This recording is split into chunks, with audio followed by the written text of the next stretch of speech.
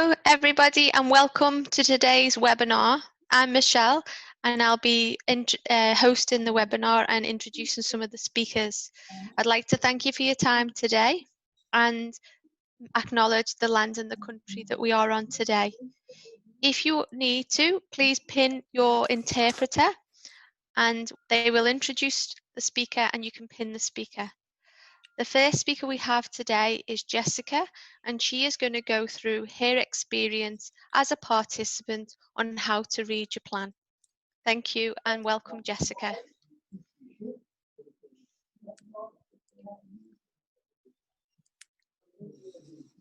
Hi, everybody.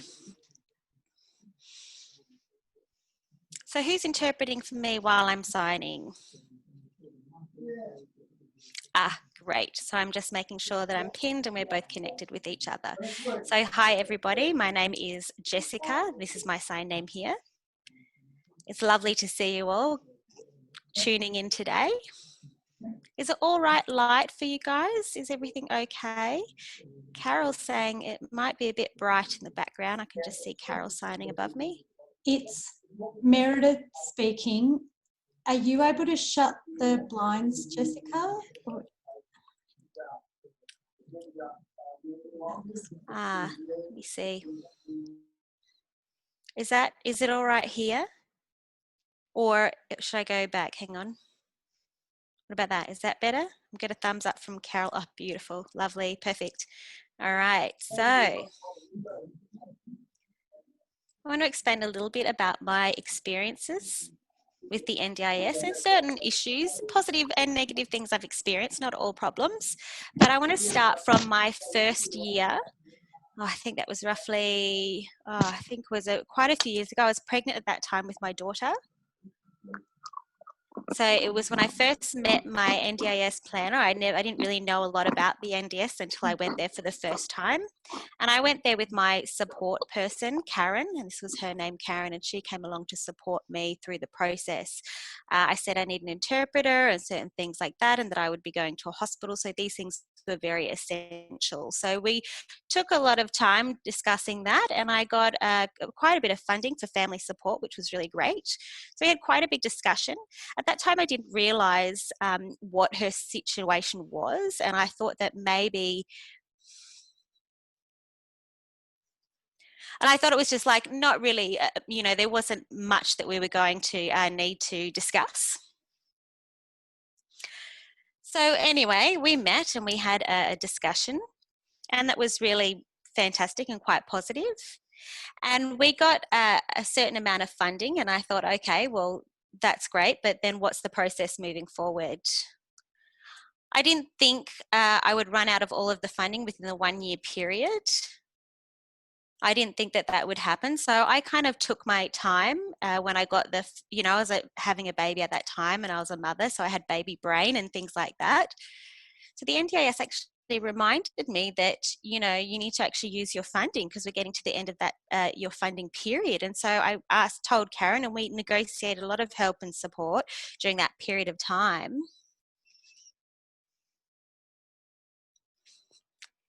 And we were also working with Census at that period of time and meeting with them. And we've had a lot of engagement with them in order to find interpreters and other support that I needed. And at that time, I didn't realize that that was all included, but it was really great to have that experience at that time. And it got very close to when I was going to be having my child. And I thought, look, I can keep my funding for the future. I actually just didn't have any realization that that funding was only for a 1 year period of time. So as it came closer to the end, there was a fair amount of panic, which was at the exact time of my child's due date. So my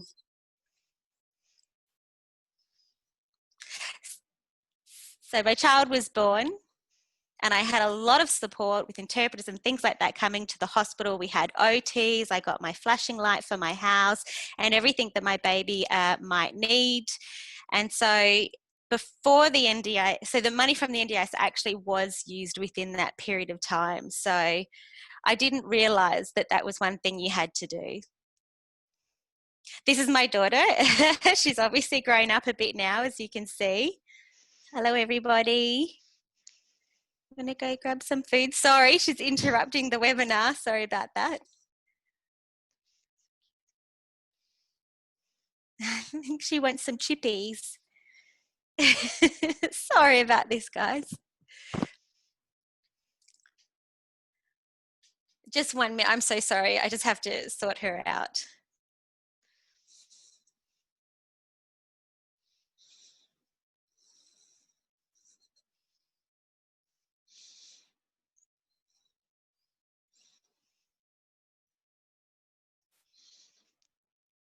I'm so sorry. I'm a mum, so that's why. Anyway, what can you do? Okay, so the second year of having my NDIS, I got some new things put in the plan and reorganized a few things. And I thought, you know, one of the bad experiences that I had from the previous year was managing it. So how to smooth out some of that managing and supports. The third year with the NDIS, I felt like I wanted to use an NDIS manager. I didn't want to manage it myself. I thought it was too much work. So I thought maybe I'll get NDIS managed. That time my daughter was 3 years old. And so I was chasing her all over the place. And I just thought I need a bit of respite. So I'm going to get the NDIS to manage in my third year, which they agreed. And quite frankly, I feel like that wasn't the best decision. When I booked an interpreter or I booked an OT or I booked a comm guide or, you know, any of the related services, I would receive an invoice. I would look at the invoice. The NDIS would have my funding. I couldn't touch the funding at all. It wasn't portable. It was just within their system. So I would just get the invoice and mail it and pass it on. And then their role was actually to pay the service provider or the interpreter at that time. But I didn't actually know what was going on. I just thought that this would be an automatic process that I didn't really need to worry about. The interpreter organisation would actually then organise me at a later date and alerted me to the fact that I actually owed a lot of money. And I said, no, actually it was the NDIS that should be managing that payment to you. And they said they had never actually received any communication from them, and I couldn't believe it. So I had to then contact the NDIS and really hassle them to pay the interpreting service. You know, I don't want to give, you know, I don't want to have a bad name. Like, I want to be managing myself in a professional manner. So I had to really negotiate through that process. And I felt really trapped at that time because the agency was obviously very upset with me because it wasn't getting paid. And it was the department that I was owing a lot of money to, and I just kept trying to explain, look, I've got evidence I'm with the NDIS. This money, you know, is meant to be paid through them. I asked them to call the NDIS, and so I had to get Karen on board to help with negotiations. Finally, it did smooth out. And then when I had my new plan, I decided that's it. I'm never doing plan managed again. I'm actually going self-managed because it was just too much of a hassle. So from that point onwards, because of that terrible experience, I thought, no, I'm going self-managed from now on in. And that includes comm guides, interpreters, OTs, any of the services that I need. You know, I need gardening in my home. So I do that all myself now, and I get that support from Karen. She's always supporting me through the process with the NDIS, and I find it a much easier process now. The NDIS, working with the NDIS was just way too hard. It was just, they just don't understand what it means to be a deafblind person and what we need. And so having Karen actually come with me to support through those conversations was really fantastic. See, deaf and deafblind are not the same. Deaf people can't hear, obviously, but deaf-blind, we can't hear, and we have, you know, limited vision, or if any vision at all. So that can affect a lot of parts of our lives, including driving and things like that. So, you know, our access is very, very different, and trying to explain all those access needs is very, very difficult. So having someone there who could advocate with me, for like Karen, was really beneficial to get the NDIS on board and understand my experiences, because they don't have experience with deafblind people, and there were a lot of issues related to them not understanding my circumstances. So that's been my experiences over the past 5 years. this year is going a lot better, I think, compared to previous experiences in my previous 5 years. I feel like, you know, I've had to be a little bit, I've had to follow things up, and I've had to really learn how to use the process so that I can make it a smoother process for me. And also understanding the different funding types, like the core funding and what that means and what it relates to. It doesn't make sense, to be honest. I'm a strong Auslan user, and a lot of the NDIS is heavily English based, and they're really long sentence structures. And I just kept reading through it and just thinking, I have no idea what this means. So I'd have to ask Karen, what is this? What does this mean? I need your help with, you know, figuring this out. And she would have to sit down with me and explain the content of the NDIS forms and things like that. And so now I feel like I will never forget the information I've learned, but I always have to say to Karen, you know, can you just remind me again what this says, and can you remind me again what this is? And I have to look at the different budget lines, and I have to find out which is core and where interpreting fits, so I know which service to get under which budget line. So she's honestly really helped me a lot up until now. I can't say it enough. So there are NDIS funding for family, for Auslan. You know, I have hearing parents and they use a lot of English.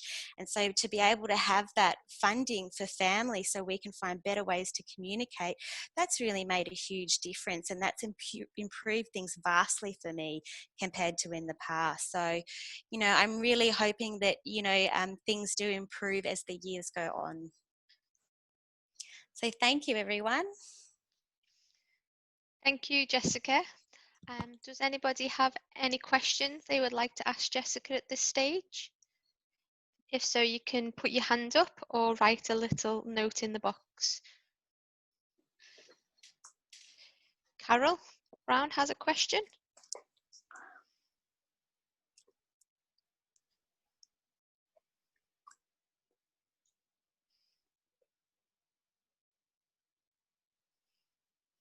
Sorry, just a moment.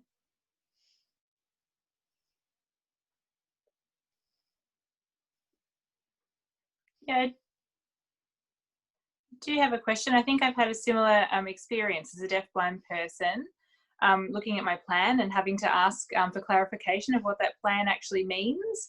I think I really feel like I had a similar experience. It was lovely to hear that from you. I'm down in Tasmania, so similar experience here. Nice to meet you.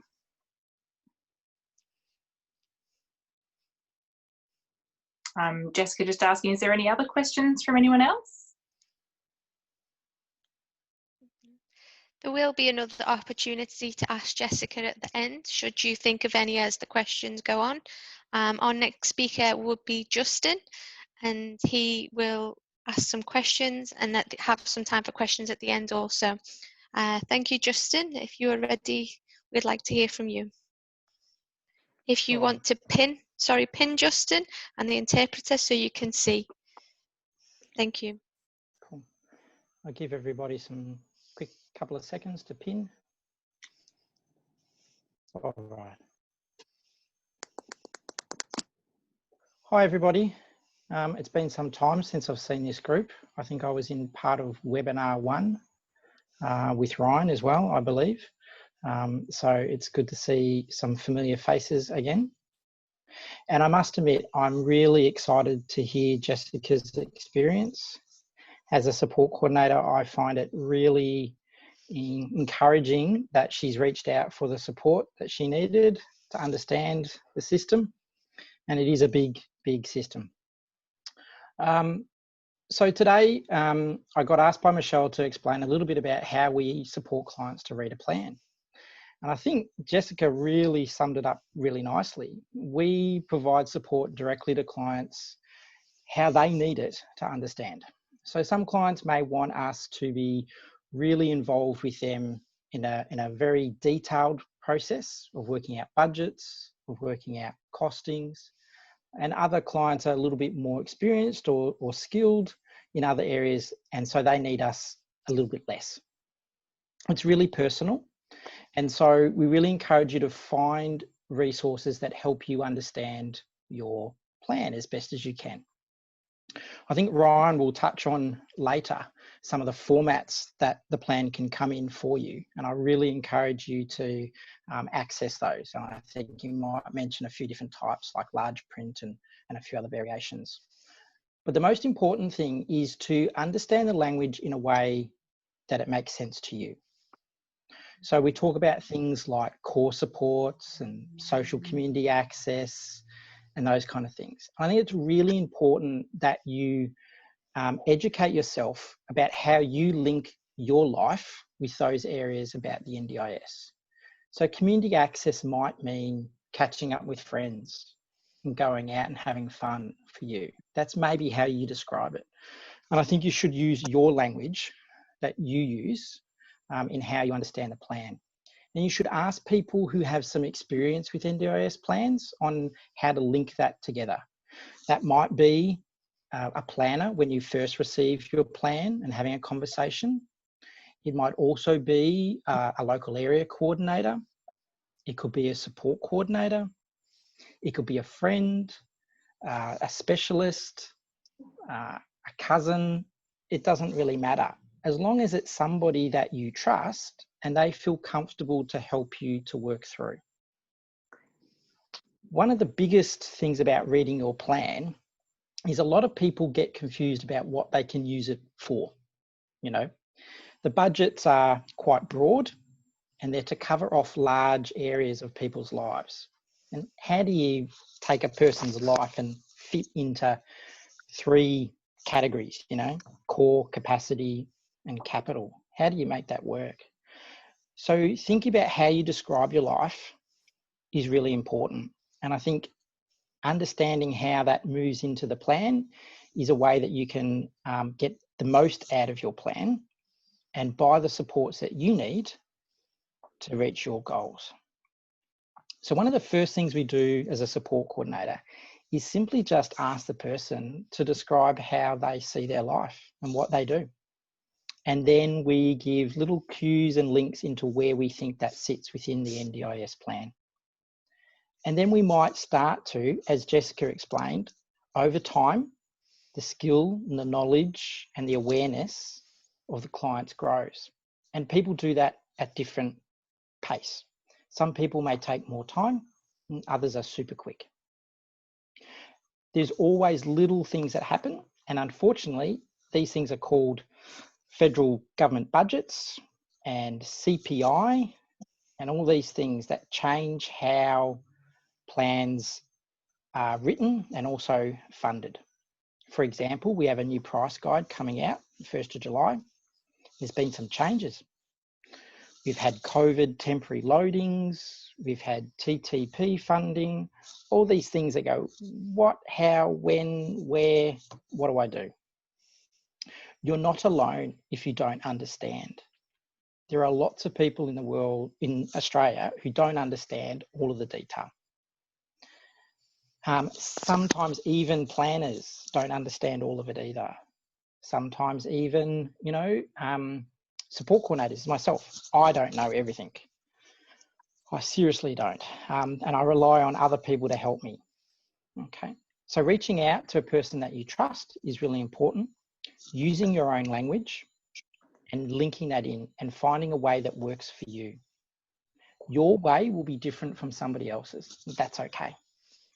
And if you've got that set, it means when you go have your meeting with your planner, you've got a really great opportunity to get what you want, and then you can use it how you want and not have to worry about bureaucratic systems in the background or dealing with the NDIA or a service provider who doesn't understand, and you are empowered to then actually get the best out of your plan.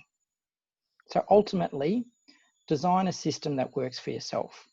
And part of that to support that is, like I mentioned at the start, touch base with a planner to understand it, an LAC maybe, support coordinator, a specialist, support workers, family, friends, or other people who might be able to help you. And really as well too is I'd ask your friends in the deafblind community as well. What are they doing? How are they using their funds? And how do they understand it? I think peer-to-peer support is one of the most underrated and useful tools that you can have to understand the NDIS. That's it, guys. Simple, short and sweet. If you've got any questions, let me know. Thank you, Justin. If you do have any questions, please put your hands up or write a little note in the box. No questions? Thank you. Our next speaker will be Ryan. He, again, will share his experience. Ryan also has an interpreter, Michelle. If you want to pin Ryan and Michelle, and then they can talk to you. Thank you.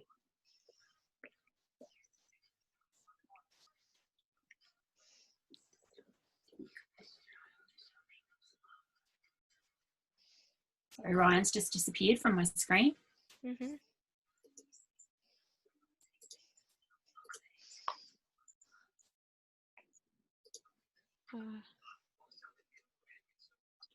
Can anyone see Ryan? He's still in the list, but not on the screen. He's saying in his chat someone stopped his video. So can the host restart his video? Yeah, sure. Let's have a look. Let's... Oh, hold on, I'll pin you. There you go. Yeah, it said that the host, sorry, Michelle, sorry, it said that Michelle locked me out and I couldn't actually get in. I didn't press anything, honestly. Sorry. That's okay, that's all right. That's all right. All right, so hi everyone. So first of all, can everyone see me okay? Yep, perfect, beautiful. All right, so my name is Ryan. This is my sign name. I'm deaf and I'm from Melbourne and I actually work for the NDIA. So I've been working for the NDIA for around about 3 years now. It'll be 3 years very soon. And for a few years, I worked as a planner myself. So that means that I was actually meeting people, having those discussions about the plan, about their goals, what funding they needed, and what goals they wanted to achieve over the life of that plan. And I've recently become a team leader. So I'm looking at the plans to make sure that the plans are of a good quality now, so that all deaf participants are receiving good quality plans. So first of all, I would like to say thank you to Jessica for explaining and talking about her experience. So I can imagine your experience was probably very interesting because many people don't know Western Australia is a little bit different to the other states in Australia. Western Australia, they actually rolled out their own NDIS plans. They had separate from the rest of Australia. Tasmania, Queensland, Northern Territory, Victoria, New South Wales, Queensland. We were all pretty similar, but Western Australia was slightly different. So it was really strange to start with. And then a few years ago, Western Australia actually came on board with the national NDIS. So it's all consistent all over Australia now. So it was a really interesting time for you because you said 5 years. For me, I thought, hang on a minute, NDIS rolled out in Western Australia 5 years ago. No, it didn't. That was actually the old NDIS. So thank you for talking about that system as well. Also, I wanted to say thank you to Justin for your explanation about support coordination. You're right. So we did work together in the first webinar. I think it was the middle of last year. We were together, both of us talking about this as well. So yeah, I can't believe it's 1 year later already. So yeah, so this webinar, I think, is a fantastic opportunity for all deafblind participants to get a good understanding of the NDIS and hopefully learn more that's specific to deafblind as well. So Michelle is actually my interpreter. Sorry, Michelle, the host invited me to talk about NDIS plans today. So it's really, I wanted to actually not repeat what Jessica and Justin have already talked about. So I thought what I would actually talk about was when you actually receive your NDIS plan. So when you get the paper copy, when you meet the person from the NDIS, when you have your planning meeting and everything's done, you've given all the information, when your plan has been approved and the funding has been approved, you get a copy of your plan. But what does that look like?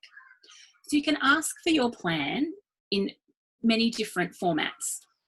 Usually what they will do is they'll give you a printed copy of your plan, and the size is normal font, so it'll be quite small, and it'd be a lot, probably way too small for you to be able to see. So you can ask for a large print copy, and that would be easier for you to read as well. If you are visual frame and you use Braille, sorry, if you're not visual frame and you use Braille, you can actually ask for a Braille copy as well. They do actually have a copy that can link to the computer. So that can be a digital copy. So you can use that as well. That can link to your technology to be able to read it in Braille. You can also ask for paper Braille, but it's actually quite a thick copy that they will post out to you. So it will be printed Braille that you can also use. You can have a copy of your NDIS plan to match whatever your needs specific to yourself are. All you need to do is just ask for a different format in your plan when you're in your plan meeting or after your meeting. If you think, oh, I forgot to ask when I was in the meeting, it's not too late. You can still ask for it after the planning meeting at any time. Just talk to your local area coordinator, the LAC, or your planning person, or your support coordinator, and they can actually liaise with the NDIS to make sure that they can get the correct format for you. So the next thing I wanted to talk about, for some deafblind people, I know some people can hear a little bit. So you can ask for a copy that's a sound file. So someone will actually read and record your plan, and you can get the sound file, and then you'll be able to listen to that and know what is in your plan. But it really just depends. I know deafblind are not all the same. There's lots of different options available to hopefully cater for everybody. So understanding your plan, it's similar to what Justin was just talking about before. So your support coordinator can actually go through that with you and help you understand what each category means, how to actually use the funding. You can also, after your planning meeting, you can have an implementation meeting as well.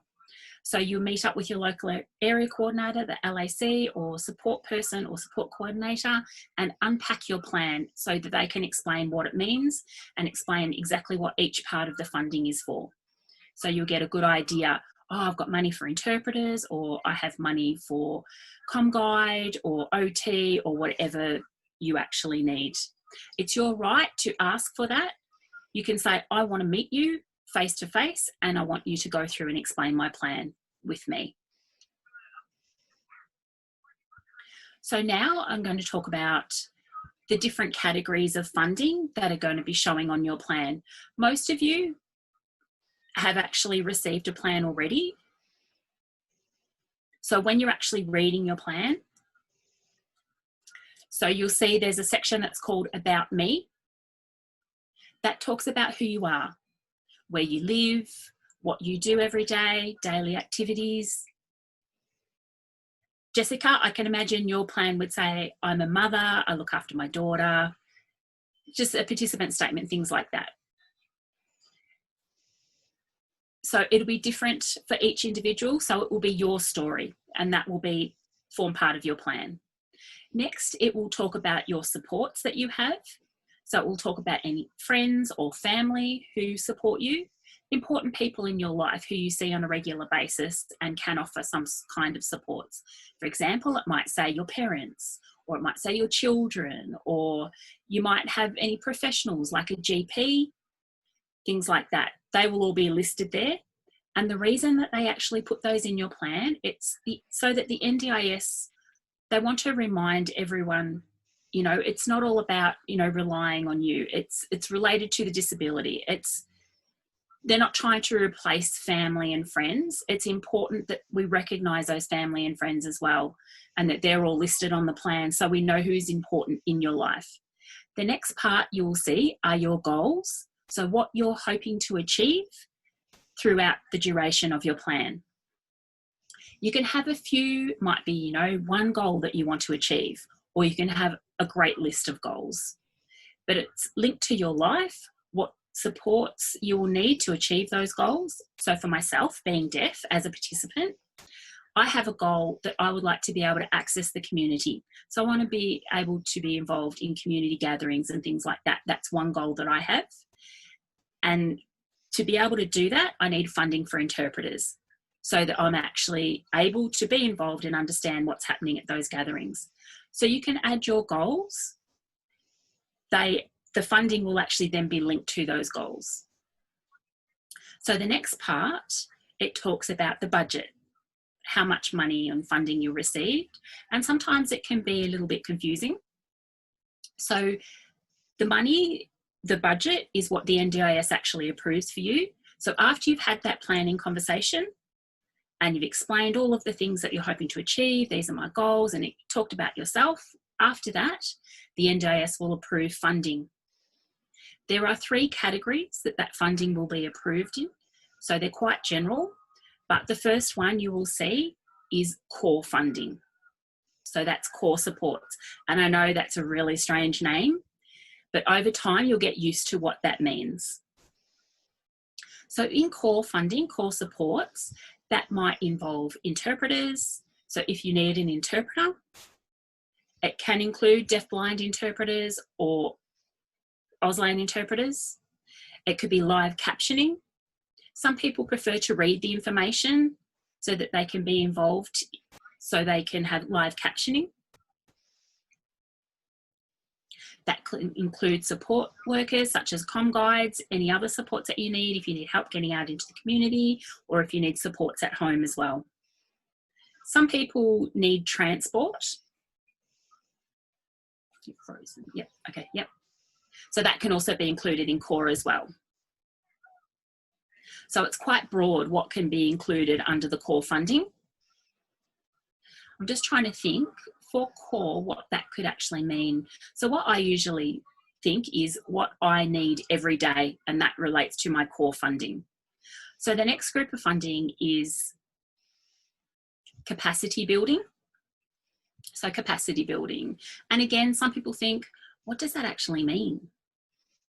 So that means that your personal skills, things that you can do every day, things that you need to do every day. So it's really about yourself, you know, how I can improve those skills. How can I become more independent as well? So that's capacity building, and that's linked to that funding. So that means that funding could be for a professional to do an assessment, such as an OT. Maybe you need an OT to come to your house and do an assessment, you know, how it could be improved, whether that be safety. That actually empowers you. Things that you need in the home environment, or that could be a person to help you manage your NDIS funding. So that person would actually be able to organise to pay invoices once they were received. They can also, same as Justin said, someone like Justin, a support coordinator. That falls under capacity building as well. So his role is to help you understand the NDIS, help you navigate NDIS and become more independent and confident about the NDIS as well, and link with services. So it's more about helping you to connect and improve any skills that you have or want to improve. So the last group of funding is called capital. So again, I know it's a bit of a strange name, but capital funding means basically expensive things. For example, equipment such as hearing aids, cochlear implant, maybe it could be a braille device that links to the computer. Could be a magnifier to enlarge things that you want to read, things that are quite expensive. So the money falls under capital for that kind of equipment. It could be something for your home. If you need something specific, maybe the OT comes and does an assessment and thinks that there's some modifications that you need, you know, better lighting or specific doors or things like that. Any changes, modifications to the home. If it's anything expensive, it will fall under the capital funding. So it's usually home modifications. There's a lot more in-depth explanation over the 3, but I just wanted to give you a rough idea. So core is basically everyday life.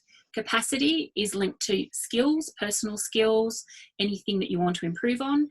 And capital generally is for expensive equipment and things like that, just to help you in your everyday life. Maybe that could help you to get out of the house, or it could be things that you need within the house. But I really want to repeat again, if you're ever unsure about anything that's in your NDIS plan, please make sure that you ask. Please ask your LAC to explain, or support coordinator, anyone that's available. If there's something that you're not sure about, if there's any barriers that you're facing, you know, please let them know, I need more support. You know, I want to understand what's going on. It's important that you understand your plan and what's in the plan. So when you actually understand everything and you know how it works, the NDIS can actually be a positive benefit for you and have positive impacts on your life as well. So it's important for you to be involved and also take that on and understand how the NDIS can work for you.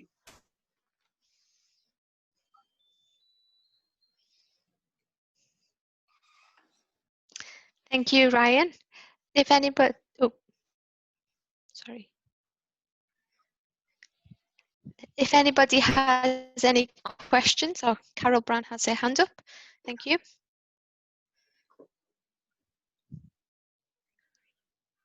Fantastic. So I'm just thinking, when I receive my invoices, I find that the writing is just so small on them that I have to use a magnifying glass to be able to see them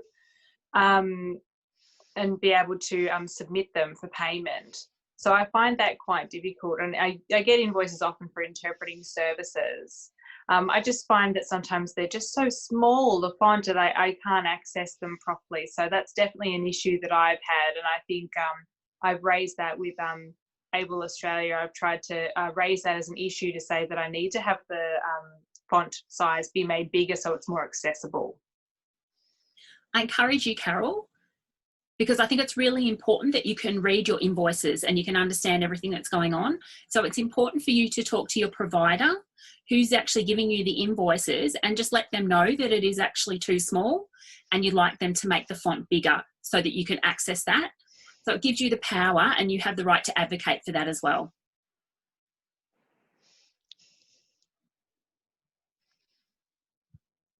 Yeah, I understand that. I think before, when I had my interview for the NDIS, I think that was in May, we were talking about my funding and why my funding had been used so much. And I said, oh, it must be the interpreting services. And I had to explain about how interpreting services had moved to VRI throughout the coronavirus lockdown. So we had a fair bit of discussion about even the funding that I had for interpreting because of the impact of coronavirus. So we talked about the impact that had on my plan, and I had to explain about VRI services. So there's a fair bit of negotiation that went on through that to try and make sure that the planner understood the situation. It's good that you had the opportunity to have that discussion and explain what your needs are as well and why you need the interpreters. I remember the variation, you know, not all disabilities are the same. Sometimes the LAC or the planner might not really understand what's going on. So they'll ask you to please explain a little bit more about your situation so they have a better idea. So it's fantastic that you did actually explain all of that as well. Yeah, it took a little bit. I had to explain that to the LAC and help them to understand how that worked and to really get them to look into everything to make sure that they had the right understanding to be able to write up my needs and submit them correctly so that I could have the right funding going forward. Thanks for that, Ryan. Fantastic. Thank you, Carol, and thank you, Ryan. Does anybody else have any questions for Ryan at this stage?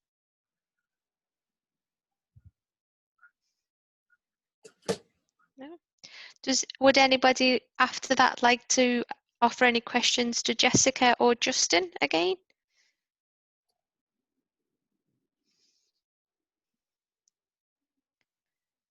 Not at this stage. No problem. Ryan, yes?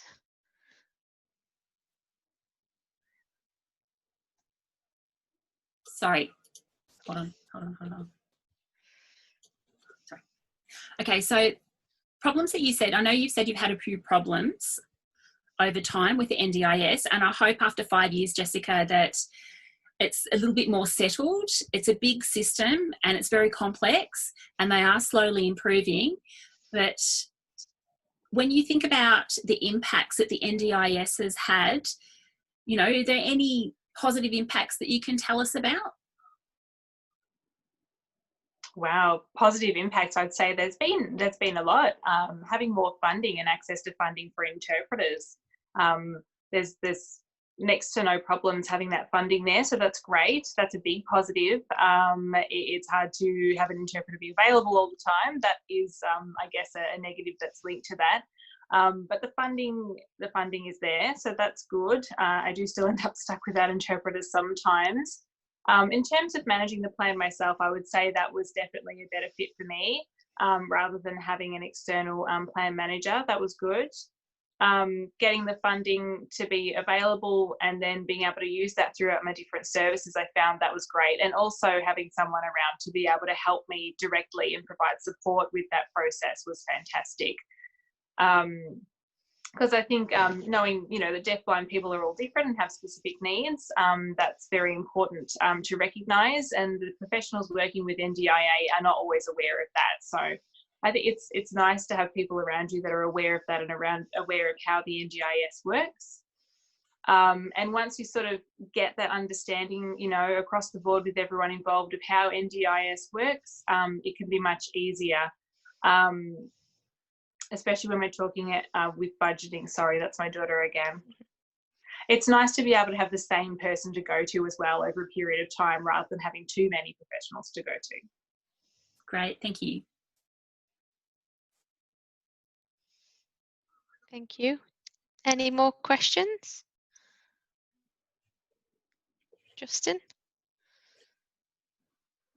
Wasn't actually a question specific, but I suppose in understanding what your budget is doing, understanding budget and planning skills, it's not an automatic thing that everybody learns how to manage funds and budgets and things. And I think Jessica talking about, you know, having the control of what I'm doing with my funds and where it's going is really important. And one of the best things that I ever saw a client do was set up on their tablet a budgeting app, and literally just putting their funds into the budget app, and like a drawdown on their funds, whether their core budget or something. And they could forecast in advance themselves about what they were spending based on getting a quote from a provider for a holiday or a technology device and things, or some training and stuff. And so finding a budget management strategy that works for you with your plan is really important. Knowing where you sit financially about what you can buy and how much you can get out of it it's all empowerment, you know, and it's giving you the opportunity to actually control what you want to do. You might nibble a little bit from this budget to help you with something over here on a different budget, or you might have a grand plan about going on a long holiday or something that might need a bit of support in place. So learning how to forecast that to make it really work is really important, and it's not a natural skill, and I don't think it's something that's taught a lot as part of NDIA, but something that ABLE does in its support coordination team is budget training. So if you've got somebody that can do that for you, we really encourage you to help learn a strategy that works for you to manage the funds. Even if you are agency managed or plan managed, doesn't matter. Just having that skill is an important thing to have to give you the actual control over what you're doing with your funds. Thank you. Meredith? Yes, I have a question for Jessica and Justin.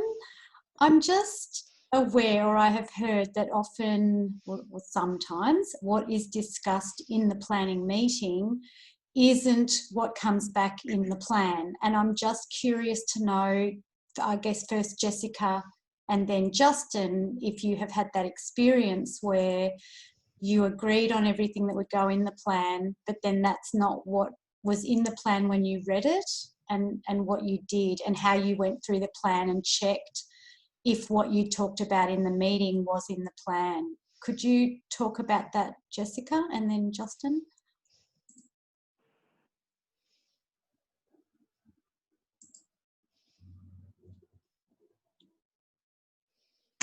Did you want me to go first, or Justin, would you like to go first?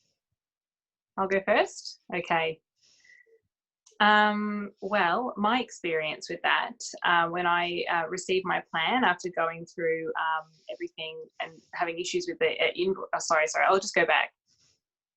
When I first had my meeting, I sat down, I explained everything that I wanted, I laid out my goals.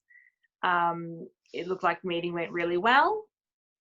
They sent that off to NDIA, and then when I received approval and I got my plan, I thought, oh, hang on, that doesn't seem to actually match, you know, what I had outlaid in that meeting. I felt a bit frustrated, to be honest.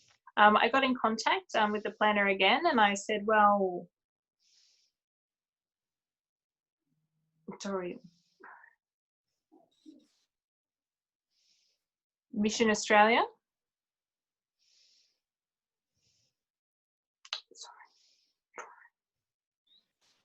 So it's working with Mission Australia under the NDIS.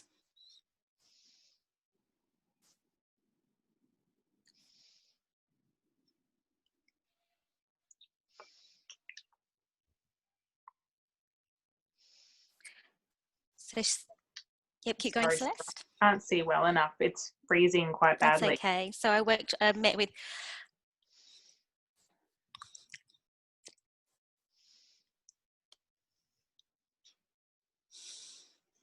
So Mission Australia, I met with them to discuss my plan, and I said I never said, you know, this, and I had some proof with regards to some of the things that were in my plan, but I actually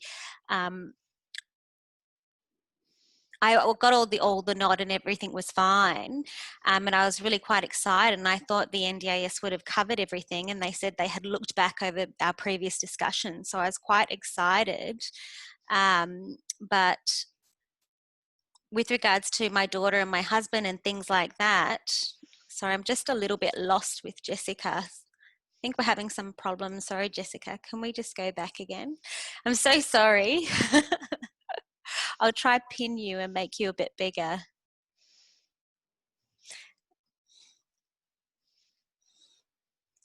So NDIS had said it was fine for having CTV and things like that. They'd given me the yes, and they said we'll absolutely provide that, and there's absolutely no problems. But then when I went back, they said you weren't allowed. So I had to really kind of think about how I was going to advocate for that. And they said, well, we had kind of we had updated things and my family and daughter in the house, and so these are kind of essential things that I'm going to need. So I then actually received a letter saying that it was impossible for me to receive this particular piece of technology, and I thought, why am I getting this back and forth no when I had obviously originally had a yes? And so this kind of went around in circles. So I contacted Mission Australia and got them in on the negotiations, and they actually wrote an apology letter, and we continued to advocate quite heavily. We did want the doorbell, the flashing doorbell, and we did have the budgeting for that. But at that time, my plan wasn't covering the things I needed, but it has since improved, which is fantastic. Thank you, Jessica. Carol, did you have something you wanted to say? Hi, Carol. Yes, you can speak. Yes, my husband's had a very similar experience where we wanted to have CCTV because we've actually had problems with theft and things like that over the years, and we actually approached the tribunal to say that this is something that we actually needed for CCTV because of our needs, and they said it was absolutely possible. So we worked it out going through that way, getting that support. But I'm in Sydney. Thanks very much for explaining that, Carol. So yeah, no worries at all. But I definitely got a no at first, and I really had to keep advocating quite heavily to get them to realise my needs. We do have like an alleyway next to the side of the house, and so there's also we've got a dog, and we needed to feel safe in our environment, so we had to advocate heavily, and we kept getting no's over and over and over again. And then after a lot of work, we finally were able to install CCTVs on our own. But thank you for explaining your experiences, Carol, and how you achieved that. Thank you. Do we have any more questions? No. Well, thank you everybody for coming. Sorry, Carol, you have a question? Or Meredith? Carol, would you like to go first? Okay. Thank you, Meredith. No, I'm all good. I'm all good from Carol. You keep going. I'm just, I'm deafblind, so I'm just trying to see who's talking when through the cameras. Keep going. Thank you. Meredith? Meredith speaking. So I did just want to hear from Justin as well, if he has had similar experiences and what he did, if the plan did not match what the client had discussed in the session, the planning session. Yeah, thanks, Meredith. Yes, absolutely. I think when NDIA was more in its infancy, there was a lot more problems of matching to need and expectations. In general, there shouldn't be any issues with the about me and how you describe your supports. That should be verbatim. That's your story. And the planner or the LAC who's doing that section should be following very clearly what you say and how you say it. It's your life. In terms of funding in a plan, I think sometimes there's confusion about why some things are not written into the plan. So like, for example, if you say that you might need a CCTV, it may not be clearly stipulated there, but it may be in a component where it's under improved daily living for an OT assessment to match you with the right CCTV device. Doesn't mean the NDIA is not funded it. It might mean that they just want clarity around what is the best device for you, so it matches your need as you currently need it, and that it's going to support you going forward. Also with that is sometimes people think that the NDIA will give them what they ask for support. It could be comm guide hours, it could be interpreting hours. And a lot of the time we've heard a lot of speech around reasonable and necessary. And I don't like that wording because it's not something that actually is really relatable to everyday life for lots and lots of people. I think planners struggle with it as well. What is reasonable? What is necessary? I think everything is reasonable and everything is necessary. I think it's more about matching your life to the goals that you want to achieve and how you think that fits. So if you need 150 hours of interpreting, fine. Then give some direction to the planner and some context as to how that gets used and what that actually looks like. Put some supporting evidence around what you're asking for and how that would improve your quality of life and how that would actually offset cost elsewhere and where that looks like. And that can be coached and taught and language around that with a person to understand.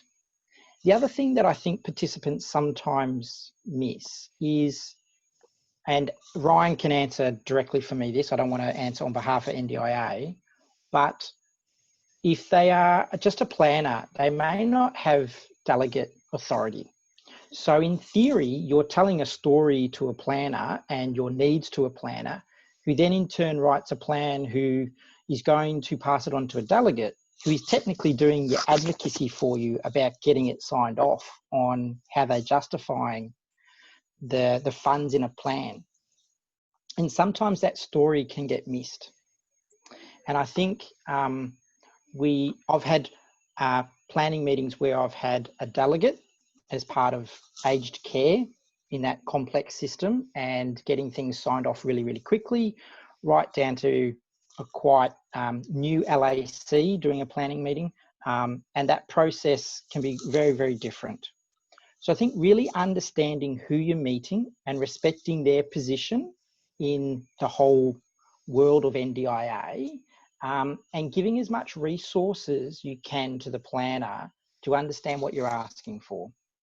The other thing too to remember is certain parts of your NDIA plan are actually regulated by other areas. For example, complex technology, you know, braille devices, complex communication systems and so forth, maybe could be controlled by the AT department or the assistive technology section within NDIA. So the planner may put in a budget to have those things actually looked at and researched, but they're not going to approve it.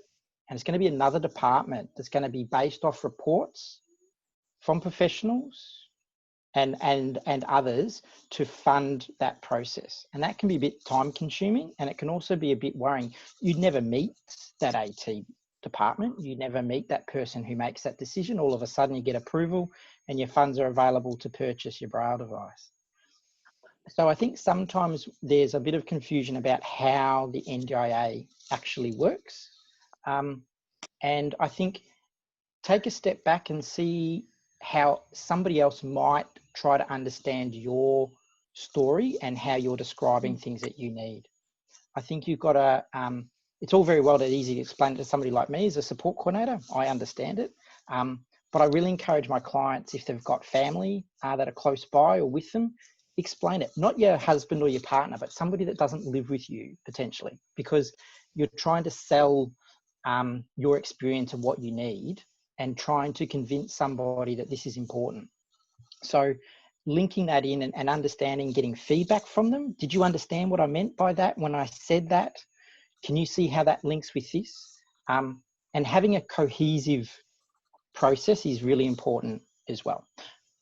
And lastly, if you don't agree with anything that is in your NDIS plan, you have the opportunity to ask for a review of that decision.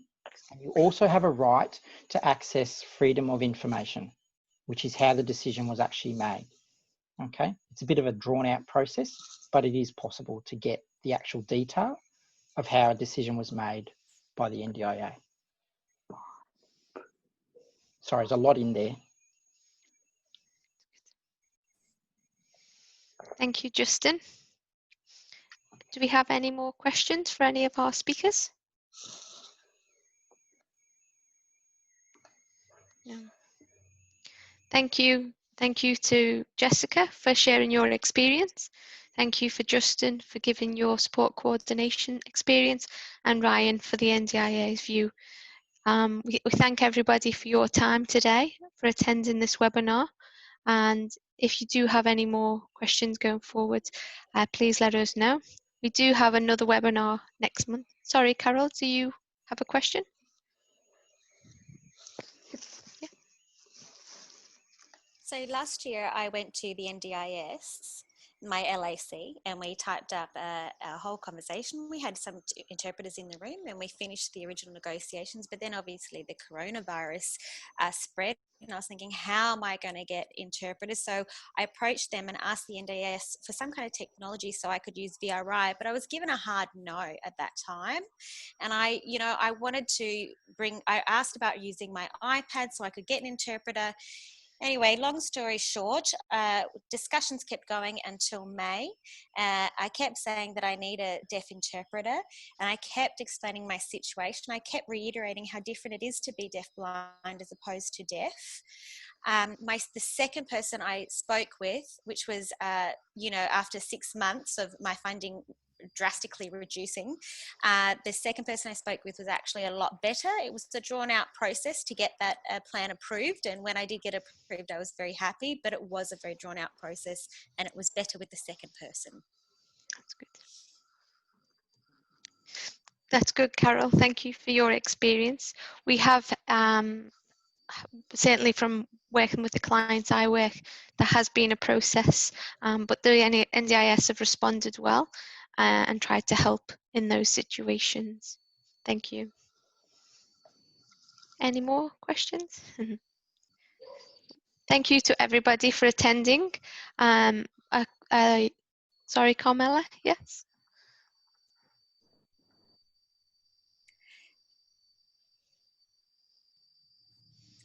So hi, I'm Camilla. I'm from Adelaide, and I work for a Deafblind ability program. Sorry, I just missed that spelling, Carol. My camera freezed a little bit. I think it was project officer. Thank you.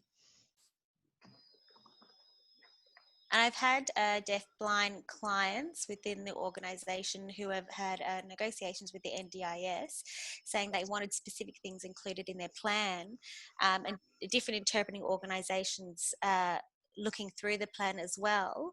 And so I just really, want to know, I feel like some of their questions aren't very relatable, and I feel like it's really, the meetings don't go well because a lot of deafblind people will feel quite intimidated and they won't want to express themselves, and the questions can be invasive or not understood in the appropriate way by the deafblind person.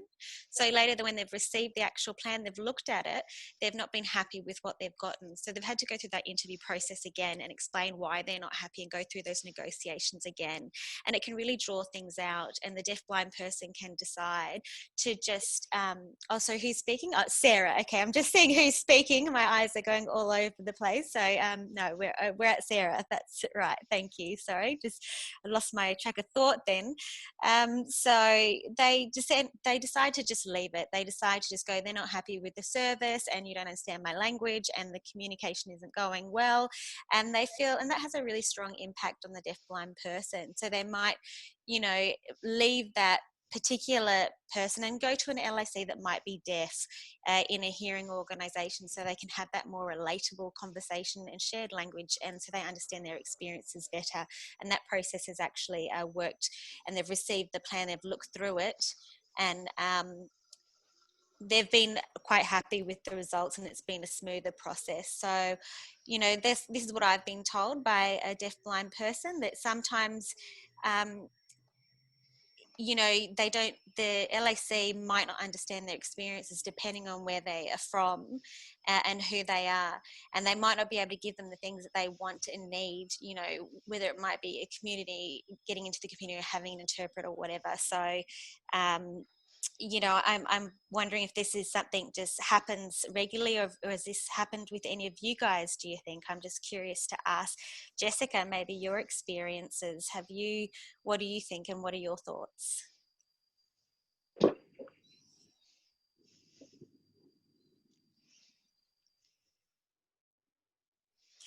Yeah, okay, that's really great. Looking at what you were saying there, I understand that perspective from the deafblind person, and maybe a hearing person may have some previous experience, and maybe they've met many deafblind people over the years. They're not deaf themselves potentially, or deafblind, but they may have a lot of experiences. Maybe they have studied things at TAFE, or whatever it might be. So they have the experience needed.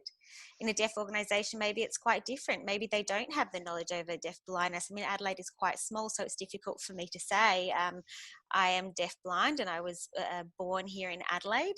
It's my hometown, so I've been living here, for many, many years. I grew up knowing the deafblind community in Adelaide, which is very small, and there are a lot of issues with there being a lack of knowledge and understanding within the deaf community over deaf blindness, and they tend to hide and not get involved in the community and get the support that they need. I think Melbourne's probably a little bit different. Ryan's been working for many years in the deafblind community, and so he's had a lot of experience. But Adelaide, there's only a few people around, so to be able to find the right person with the right experience makes a huge difference. That have that deafblind perspective. So I mean, Ryan obviously has a lot of that in his background. That is right, Ryan, isn't it? You've been a deafblind guide, you've had experience in that realm as well in different situations, but to find that person in Adelaide, I think it's really quite limited, and that's why it was great to bring in a support person like Karen who could help with me. So, I don't know, Ryan, what do you have anything to add on that? Oh, wait. I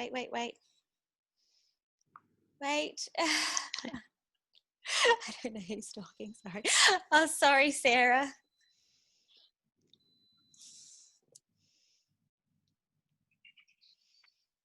Carol just saying I found it hard to keep up then. I wasn't sure who was talking. Me too, Carol, the interpreter talking. So, sorry, who was next from Jessica?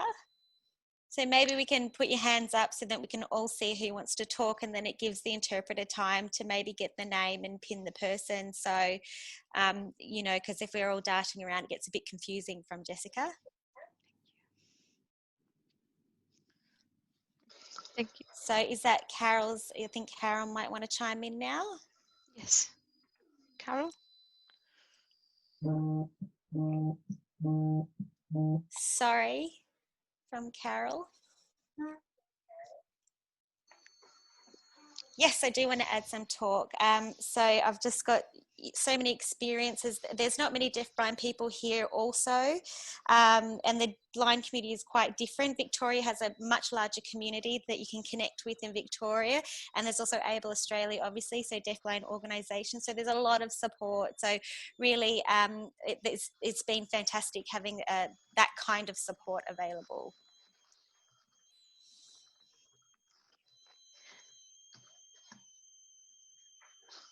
And so, sorry, who's talking next? Jessica? Jessica, sorry. Jessica?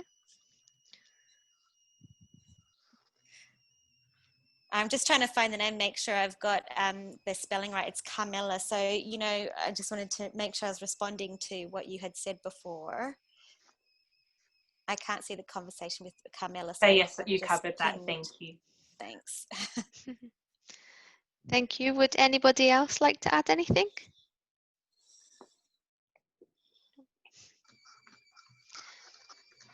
Thank you for your time, and thank you to the speakers. We're really appreciative of your time today.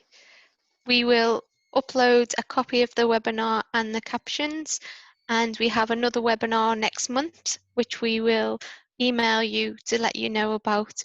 But thank you for your time for today.